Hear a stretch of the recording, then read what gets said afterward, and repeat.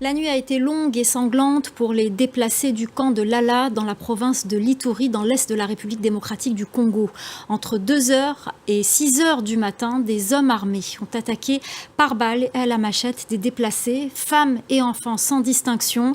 Le bilan fait état d'au moins 45 morts. Ce massacre attribué à la milice Codeco est survenu dans un rayon de 5 km d'une base de la MONUSCO et non loin d'une base militaire. La correspondance à Kinshasa d'Aurélie Bazara-Kibangula.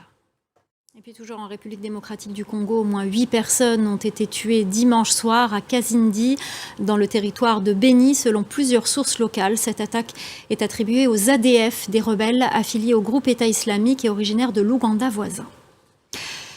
Les combats continuent à Khartoum, au Soudan. Les habitants ont signalé des bombardements et des tirs. L'armée a annoncé avoir pris un pont stratégique. La capitale a pourtant connu ce week-end un calme relatif grâce à un cessez-le-feu. Le point depuis Nairobi avec Bastien Renouille.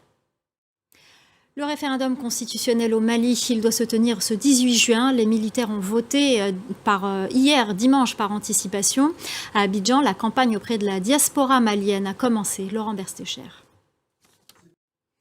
Cette conférence de presse organisée par une dizaine de partis politiques en Guinée, ils appellent la CEDEAO à accompagner le retour des civils au pouvoir dans leur pays.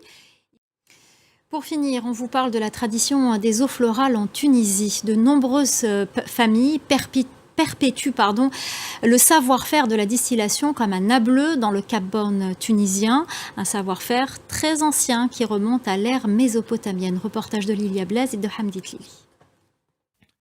Voilà, c'est la fin du Journal de l'Afrique. Merci aux équipes en régie, merci à notre chef d'édition, Khalid Doussi, et merci à vous de nous être fidèles.